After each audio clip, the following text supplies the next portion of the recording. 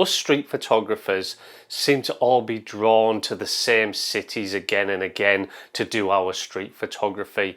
And this isn't our fault. These are cities that we've seen many times, many other street photographers, many of the old masters taking photographs in those cities. So of course we're drawn to those places because that's where we believe we're going to get our best street photography.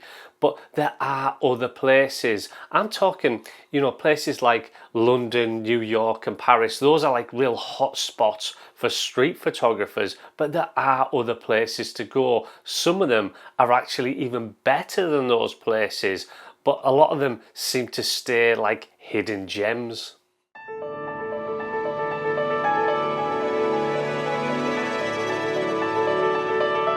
Every time I put workshops out there, I always know the ones that are going to fill up really fast. And those are workshops in those hotspots, those places where we're all drawn to. The New York workshops fill up almost immediately, as do the London ones. And that is just because we're all drawn to those places. But if I put a workshop on somewhere like Glasgow, a lot of times those workshops fill up very, very slowly, and that really is proof to show that these places aren't places that people think of, especially when they're coming in from another country. Today I'm just going to take one example of a place that you should visit if you're coming in from somewhere else, and that is Glasgow. Glasgow is an incredible place for street photography and street portraits. There's a saying that it's the people that make Glasgow, and that's true. There's so many characters. It's so diverse. You've only just got to look at the work of Simon Murphy just to see his whole body of work was just characters from Glasgow, and these portraits are incredible, of incredible people, and a lot of these people you're not going to get anywhere else in the world. But it's not just the people. It's everything about Glasgow. It's the architecture, it's those streets, those gritty streets, those cinematic looking places. There's a reason why Hollywood movies, a lot of those are filmed in Glasgow. They make full sets there. If you look at the most recent film that I can think of is The Running Man, which it wasn't a fantastic film, but a lot of these streets were used in that film. So if you go there, you have got that opportunity to take these incredible cinematic images of those streets and the people on the streets. It really is something that you have to go to really see what I'm talking about.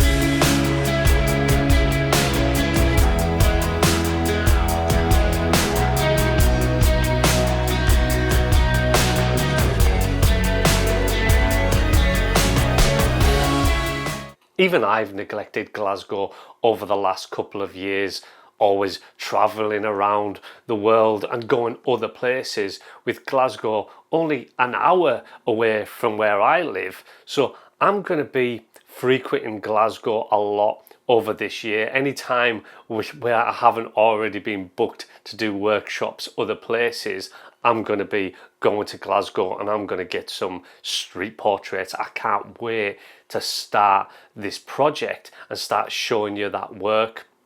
On top of that, what I am going to do is I'm going to do some workshops in Glasgow. I'm going to do some 2-day workshops in Glasgow, so that will give people who are traveling in the opportunity to walk around the streets of Glasgow, do some street photography, and then also do some street portraits as well of a lot of the characters there. So I'm looking forward to doing those workshops. I'm going to put up the dates as to when I'm going to do those, so I would love to see some of you come along to those workshops. I've got so many ways that I could shoot those street portraits that I'm going to do in Glasgow. I've got a lot of film that I just haven't used yet. You know, I've got some of this CineStill BWXX, and you know, this is black and white cinema film basically, and something that I think would really lend itself to that sort of a place. So if I'm going to shoot some black and white, it's going to either be with the Q3 Monochrome or maybe on this CineStill BWXX.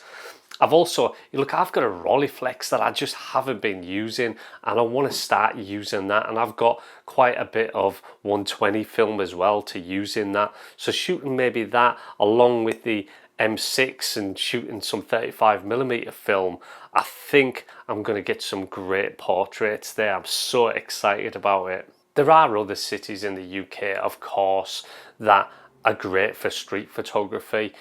I know Manchester is another place that I really want to, you know, start frequenting a bit more, because that's somewhere else where I really love the architecture and everything there. And once again, you know, the people there, it is again somewhere that's very diverse. So that's another place that I would like to start going. But I'm starting off with Glasgow because you can't go everywhere. Well, some people can, but I can't go everywhere, especially when I've got all these workshops that I'm doing in all these other different places all over the world. So, but I'm going to start with Glasgow, and hopefully, you know, maybe even every other week, I'm going to be able to show you some new work from there. I'm really looking forward to it. I know every time I put a New York workshop out there, I get a few emails from people all over the US saying, why always New York? Why don't you come to this place or that place? These places are better. And yeah, and that's the way it is. And it's the same with the UK, is I know of all these other places in the UK that are even better than London, but people just don't think of them. And it's the same with me being over here, me not thinking of certain places in the US and always thinking about New York. And it's just because of, I guess, what we've been fed in the past. We just seem to think that, you know, these are the only places. Thanks so much for watching, everybody, today. I really do appreciate it. And yeah, let me know of any other hidden gems, or you know, they might not be so hidden or not hidden to you, but they're hidden to me, because there's some places where I've never been. So if you've got any suggestions as to places that, you know, you can get some great street photography and great street portraits, then let me know in the comments, and I'll try to devise some kind of a list of places that I should visit. Thanks for watching, everybody. I'll see you next time.